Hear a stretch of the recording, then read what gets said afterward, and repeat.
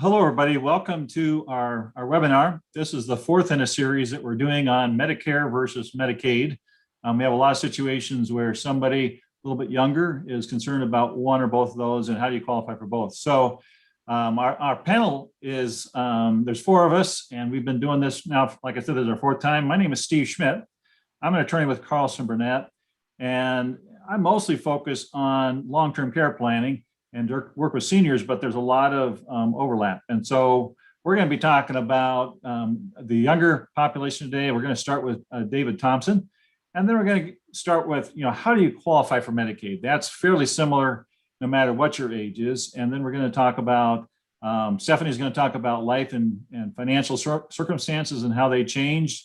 And then we're going to have Bev Van Phillips talk about skilled therapy, and we're going to do kind of a wrap up at the end. So looking forward to going through this with you.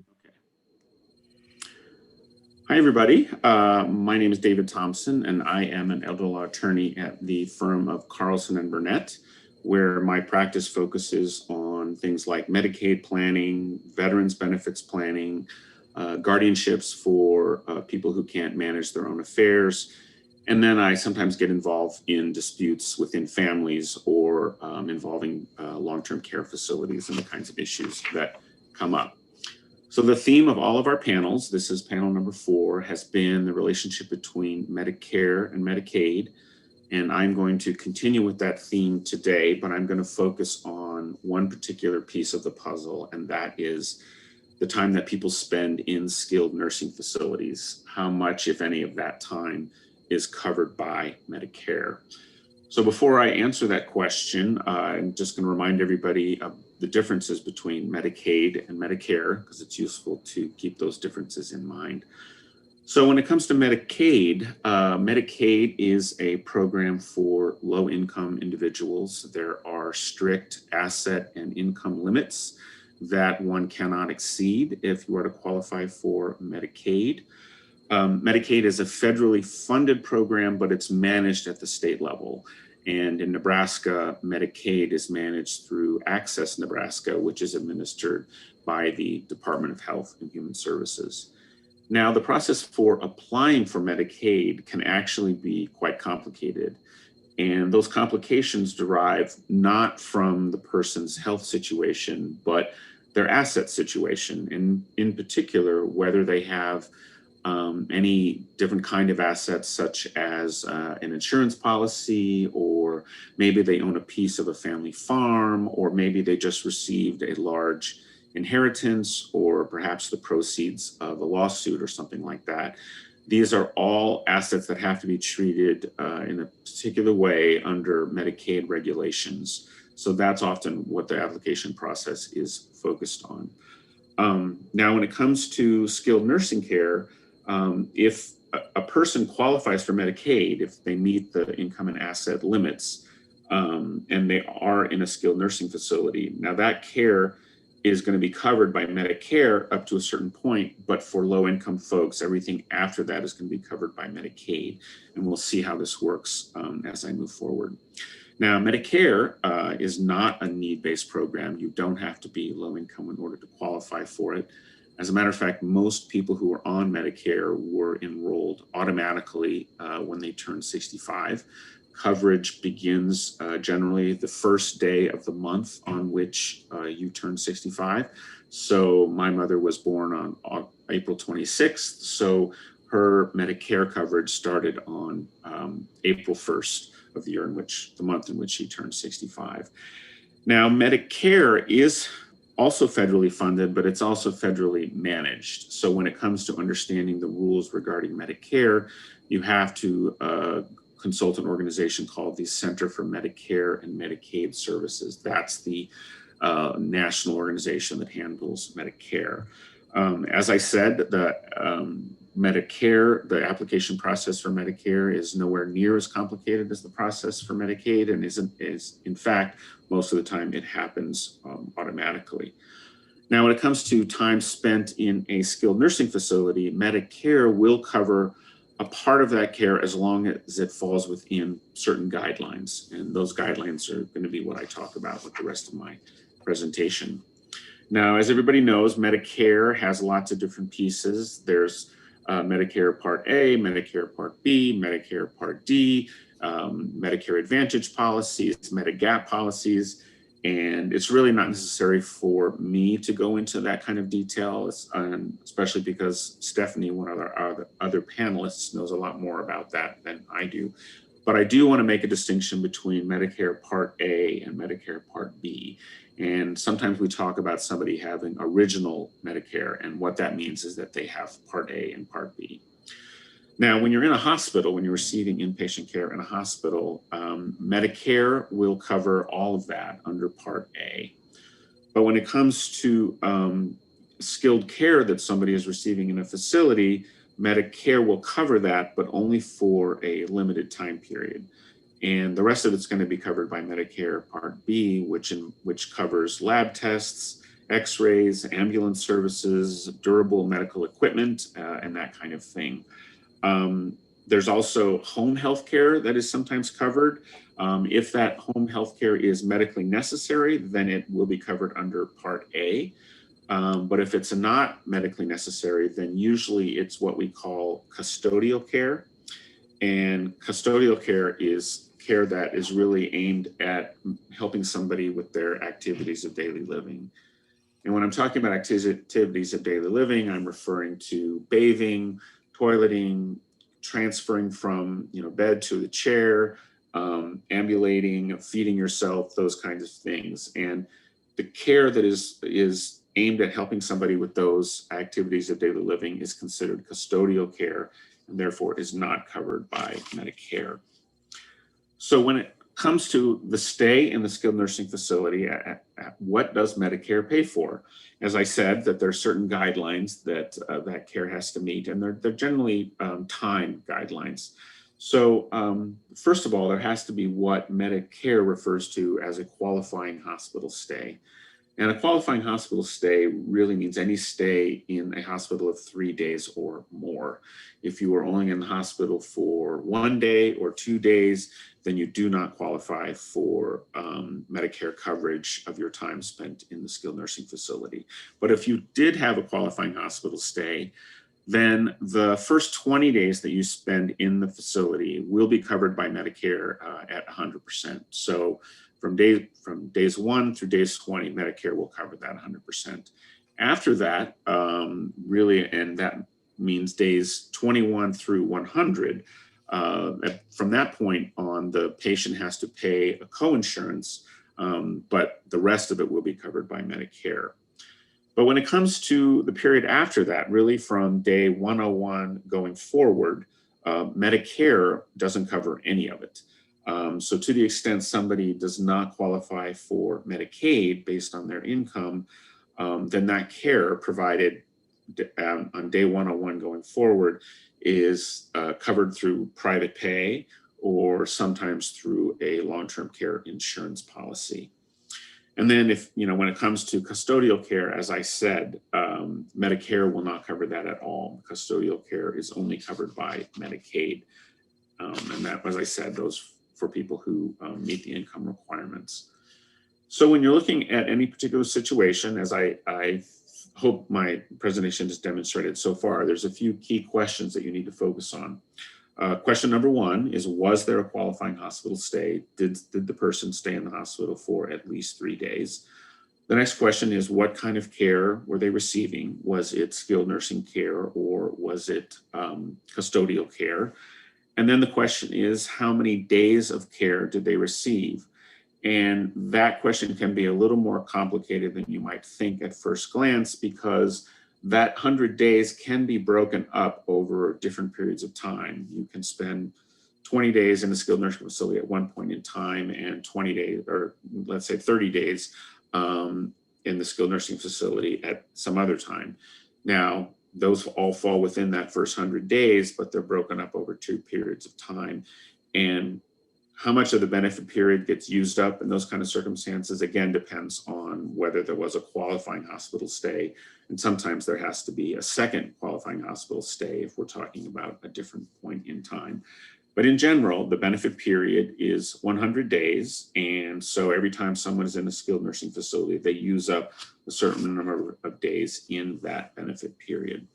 So with that, I'm just going to do two quick case studies before we move on in the panel. So the first one involves Mr. Adams, who has a fall in his home and then spends 2 days in the hospital and then is sent to a skilled nursing facility for a week of rehab. So who pays for Mr. Adams' care? Well, if you ask the first question, was there a qualifying hospital stay? The answer in Mr. Adams' case is no. He was only in the hospital for 2 days. So inquiry stops there. You don't have to proceed any farther. He did not have a qualifying hospital stay. Therefore, Medicare will not cover any part of his time in the skilled nursing facility. And if he doesn't qualify for Medicaid, then as I said, the person will have to cover that care through primary private pay or long-term care insurance policies. So let's hope that Mr. Adams either qualifies for Medicaid or has the resources to do private pay or long-term care insurance. And then let me turn off my timer here. The second case study is a little more complicated. We have Mrs. Perkins, who was in a car accident, and as a result of that car accident had to spend a week in the hospital, and then she was sent to a skilled nursing facility for an additional 10 days of care. So the question there is, who pays? So was there a qualifying hospital stay? In this case, the answer is yes. Mrs. Perkins was in the hospital for a week. So then she was in the skilled nursing facility for 10 days. And then she went home for a while, but then had to return to the skilled nursing facility for 5 more days of therapy. So this is one of those situations where the number of days counting towards the benefit period is broken up into 2 pieces, 2 parts, 2 points in time. There's the first hospitalization or the first time in the skilled nursing facility that happened after the car accident. And then there was the second stay in the skilled nursing facility when the doctor ordered Mrs. Perkins to return for additional therapy. Now, these are 2 different points in time, but they count towards that 100-day benefit requirement because the second hospital stay occurred within 30 days of the first hospital stay. So as I said, when that time period is broken up, there's oftentimes there needs to be a second qualifying hospital stay, but not always. So those are the case studies that I wanted to focus on. And with that, I will stop my part of the presentation and say thank you very much for listening. I'm going to be talking today about how do you get started on Medicaid. Again, I'm Steve Schmidt. I'm an attorney, do a lot of this. So how do you pay for long-term care insurance? And again, this doesn't really matter what your age is. Long-term care insurance is a great tool. Some of my clients that I work with have it, but a lot of them don't. If you don't have long-term care insurance, the next thing you start looking at is private pay. There's a few other things that we look at from time to time that aren't as common, but those are listed on the slide there. So we're gonna touch a little bit on some of those later in the presentation. So let's look at the eligibility. So really there's a couple of factors. One is age, and then the other 2 have to do with assets and income. So age, again, is not a big factor if you're over 65, but if you're below 65, the age becomes a little bit more of a tricky thing. So there we have to look at disability, and there we have to typically go through the Social Security process to see if you're actually disabled under the Social Security definition. So it's a little bit different if you're under the age of 65, and it's a very specialized way that we need to look at that. Then we look at the assets. So like I said, the other 2 things are assets and income. Income is almost never a factor in Nebraska. We're going to be talking about Nebraska here, although we do work some in Iowa. But in Nebraska, income is almost never an issue when we're talking about seniors. It may be an issue if we're dealing with somebody fairly young, but for seniors, it's never an issue. And if we have a married couple, it's almost never an issue. On the asset side, though, we're looking at a couple of different things. So we're looking at countable and we're looking at non-countable resources. Those are kind of the big things. A single person can have, say, $4,000 of countable resources, And then we have some non-countable resources, sometimes like a house and a car and a few things like that. So let's look at the, when we're doing some planning, what do we look at? So here's some numbers. And if you want a handout with some more numbers on them, we can certainly send those to you. We've given those to everybody that's participating live. And so these are some of the basic numbers, though, that everybody should be aware of. So the individual resource allowance, we mentioned that, $4,000. And then for a couple, it's $6,000. Now, as far as the income side, you can actually keep $60 of your income. Everything else has to go for your cost of care. So $60 plus $4,000, again, not a lot of money there if you need to go on Medicaid and need some long-term care help. We're going to be talking some about the spouse resource allowance. There's a maximum and a minimum. So the minimum means if you're married and all you have in assets together as a couple is $26,000, you get to keep every nickel. If you're over $130,000, then we have to come down to that $130,000 level. I'm just going to kind of show here on my board, if you can see that here, what that looks like. So if you're a married couple, and let's say you have 260,000 or more than 260,000 assets, we split those assets in half, or our DHHS splits those assets in half for us. So we tell them, here's our assets, they split those in half. Again, we have some exempt assets. We have like a house and a car.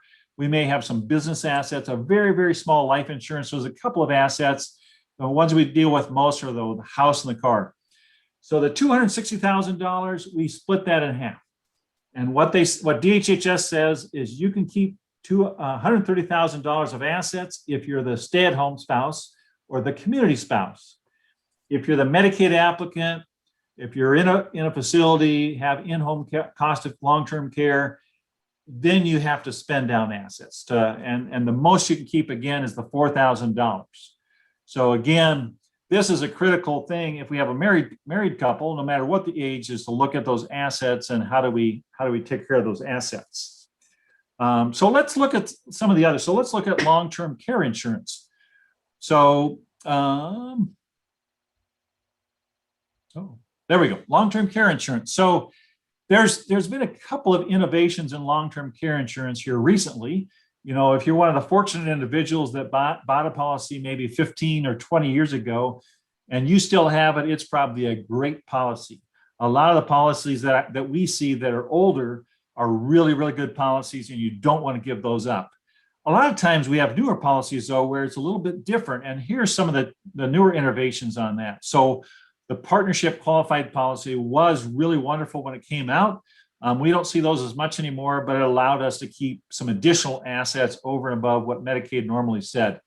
The one policy that is really popular today that we really like and we encourage people to look at is the hybrid policy.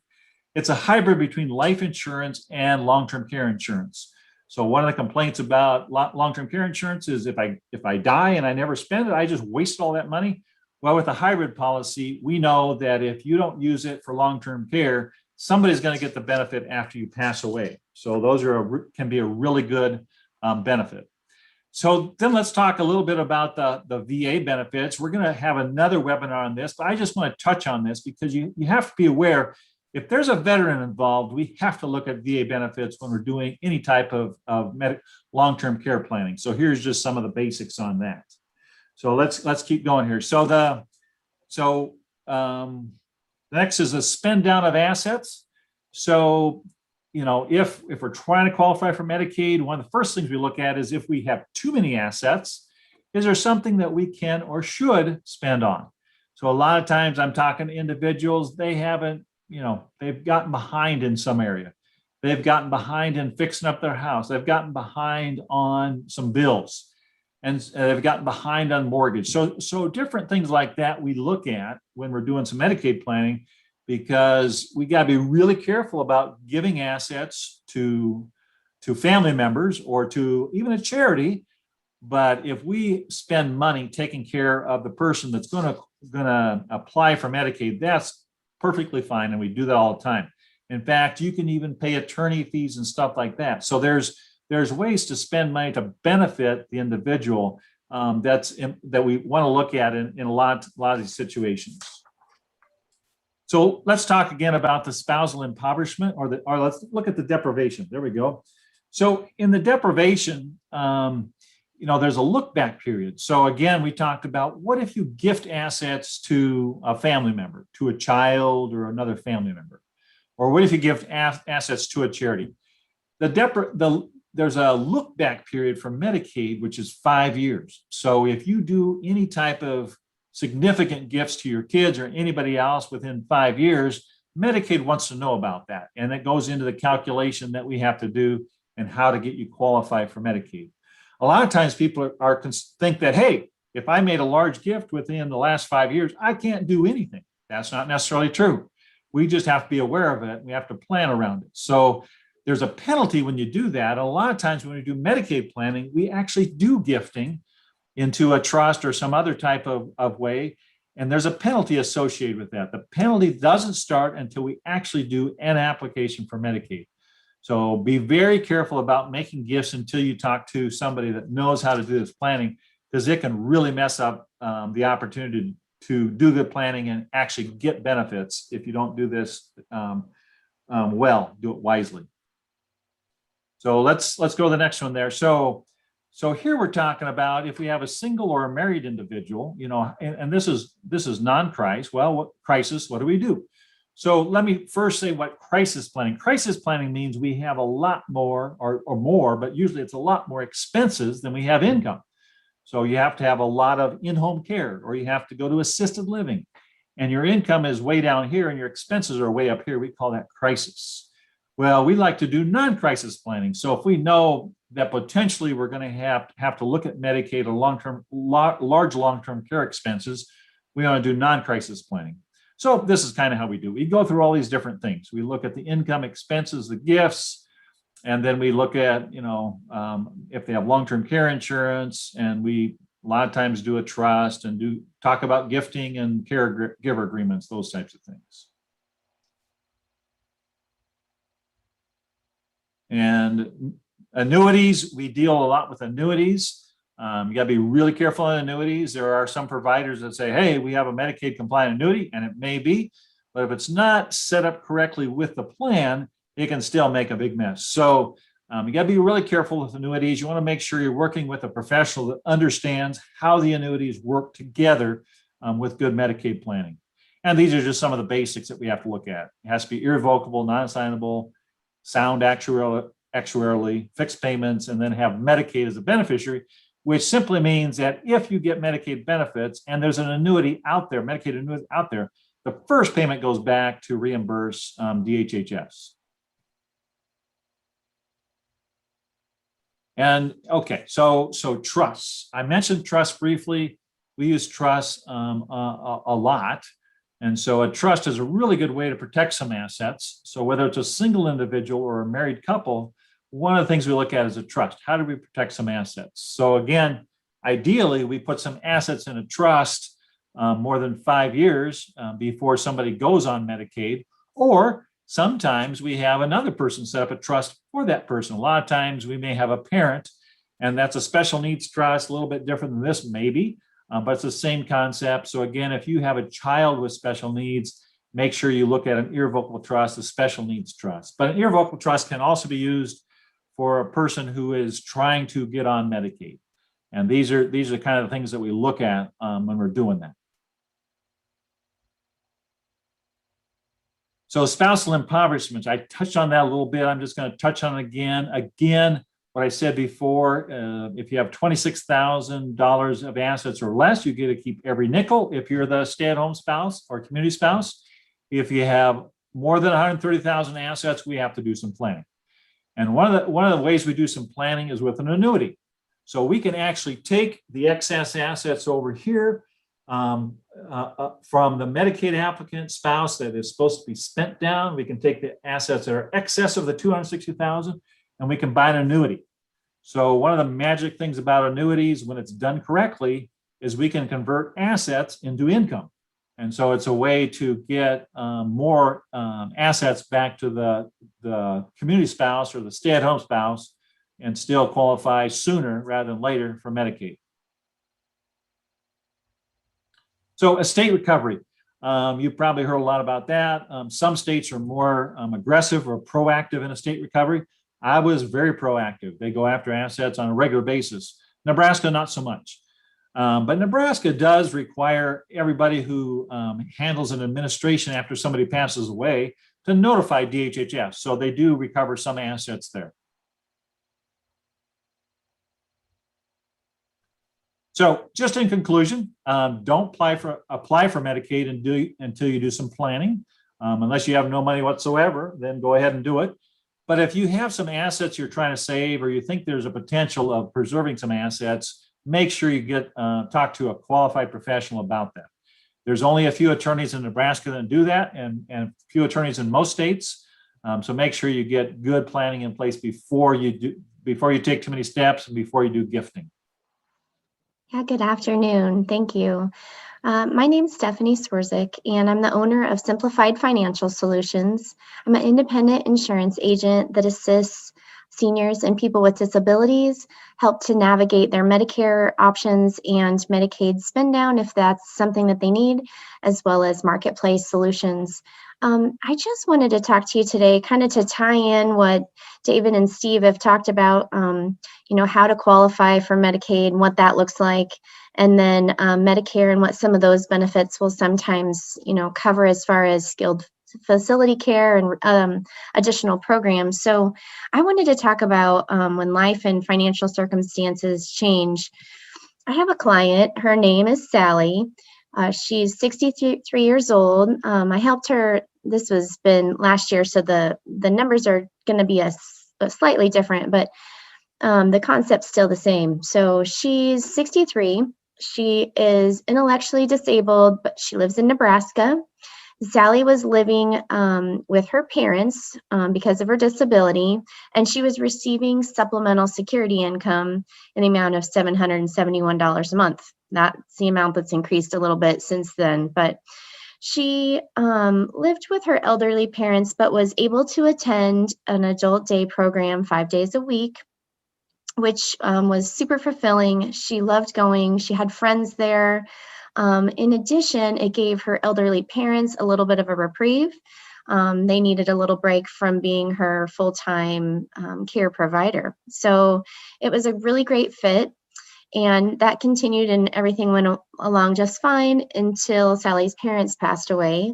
And Sally then became eligible for her father's Social Security, which raised her monthly income to $1,372. When Sally's parents passed away, she moved in with her sister, and they received notice that Sally was losing her Medicaid benefits because she was now over the Medicaid income limit by $311. So Sally's sister was of working age and had a job and still needed to be able to maintain that income because she was now Sally's new care provider and they needed that income. So they tried for as long as they could to continue to pay for the adult day program. It was $50 a day, so it's costing them roughly $1,000 a month, which was taking up most of Sally's income, leaving them very little to pay for her other needs. So when I was contacted, we worked together to find some health insurance policies that were accepted by Medicaid. There's some that are allowed coverage and others are disallowed. So we found some health insurance policies that cost $315 a month.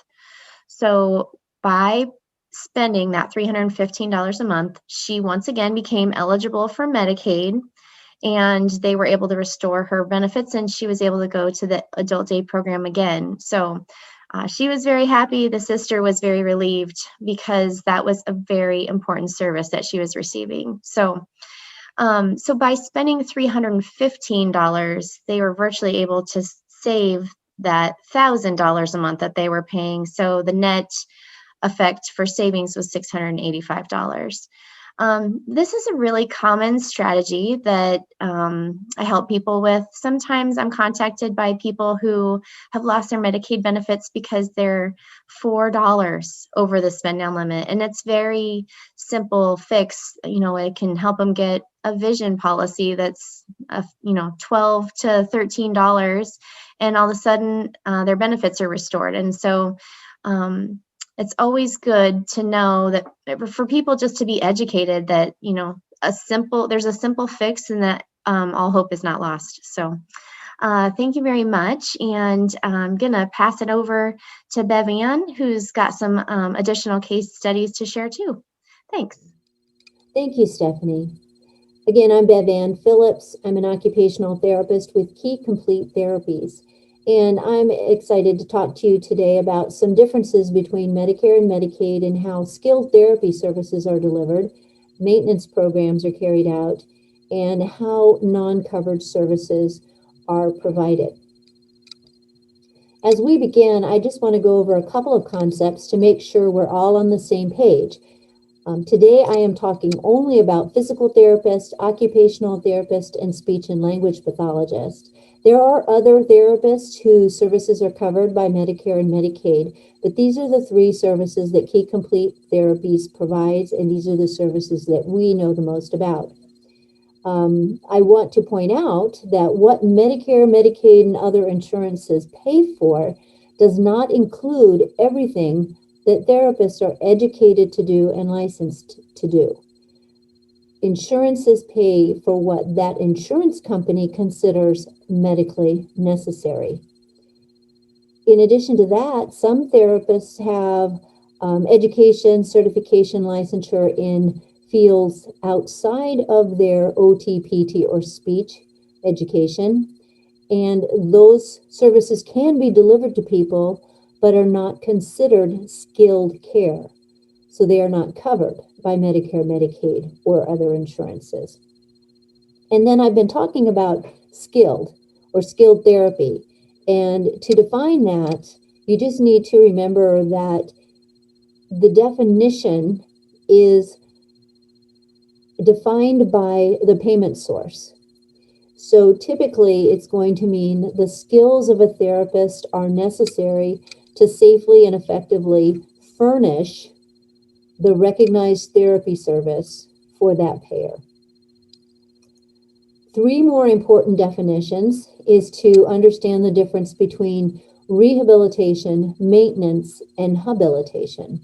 So in rehabilitation, the primary goal is to restore an individual's abilities. So you know the person is going to be improving in response to the therapy, and that they're going to make that improvement in a reasonable and sort of predictable amount of time. Maintenance, you're not expecting an improvement in skills or function, but what you're trying to do is reverse the loss of function. And for insurance companies, that still needs to be carried out by a skilled therapist.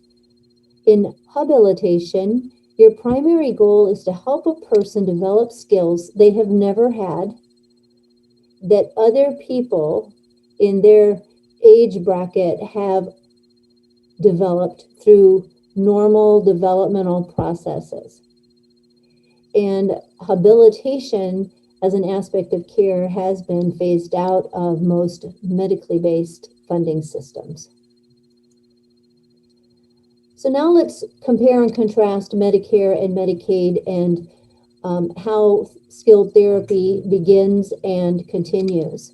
We'll talk about Nancy first. She has Medicare and she wants to receive therapy on outpatient. So she's using her Part B of Medicare. So as soon as Nancy realizes she has a need for therapy and there is a prescription from her physician, therapy can begin right away. Nancy and her therapist develop a plan of care, which includes, among other things, the goals, what you're working on, frequency, how often you're going to work on it, and how long you're going to work on it. And the plan of care demonstrates the need for skilled therapy. The physician certifies this. There is sort of a seamless start and continuation process. There is an annual cap for services. So Nancy needs to understand that there's a dollar limit to the amount of therapy she can receive. And that dollar, that pile of money, if you will, or the limitation bucket is OT is in one bucket and PT and speech are combined in another. The other aspect is that if Nancy has a lot of therapy needs, there is a process by which therapy can continue if it is medically necessary. And Nancy's service can be rehab or maintenance as long as a skilled care is required. And Nancy is going to have some co-pays and some co-insurance. So Nancy's going to have some financial obligations with Medicare only. We'll look now at John, who has one of Nebraska's Medicaid insurance products. And when John recognizes the need for therapy and there's a physician's prescription for an evaluation, the therapist office needs to submit to John's managed care organization, his MCO, request for a prior authorization to do the evaluation. So there is the opportunity there for a little bit of delay in service while waiting for that prior authorization. When the prior authorization is received, the evaluation can occur and a plan of care is put together with the goals, frequency, duration, and that information is submitted once again for a prior authorization to initiate treatment. So there is, again, an opportunity there for a little bit of time delay between deciding what therapy is needed and how long and what you're going to do and when you can actually begin. The number of visits that John has is 60 visits per year if he's 20 and on Medicaid programs. And this is PT, OT, and speech combined. So there is the chance that if he has really significant therapy needs, he'll reach his 60 before the year is over, and his therapy will need to stop if it's to be paid for by Medicaid until the year begins again and he has a new 60 days to work with. John can receive rehabilitation only. And of course, the physician is involved with that referral, the plan of care, and any appeals that need to occur. So now we'll take a look at what Adam, who has regular Medicare and regular Medicaid, does. When he starts therapy, he's not going to have a prior authorization. So when he recognizes the need for therapy and he gets a physician's order, as soon as the therapist is available, he can begin. It's just like starting with Medicare. And there are no prior authorizations to, keep on going. The Medicare cap, that dollar amount, is in place, but not the 60-day Medicaid limit of treatment. And then as far as financially, Adam is going to have some financial responsibility. Medicaid is going to pay 20%, his co-insurance, up to the managed care organization's allowance. So it is possible that Adam is going to have some cost-sharing responsibilities for co-insurance and copay. And then finally, let's look at the fourth situation with June, who elected to have a single policy. So she didn't keep regular Medicare and Medicaid, and she elected to have a single policy administered by an insurance company. So when June recognizes the need for therapy and there's a physician's referral, she does not need to wait for prior authorizations to start or to continue treatment after the evaluation is done. It's handled like Medicare, but there is no Medicare dollar cap and there is no Medicaid 60-day limitation of treatment. And again, that's Nebraska Medicaid. So that June does not have any financial responsibility in the service delivery. So there's 4 situations: Medicare, Medicaid, regular Medicare and Medicaid, And then finally, the fourth, a dual policy. And you can see the differences in how skilled therapies started and continued with each of those. Now, several times I talked about maintenance. And I know that those of you listening to me, some of you are going to say, well, I'm really confused about that because I had no idea that Medicare could cover maintenance.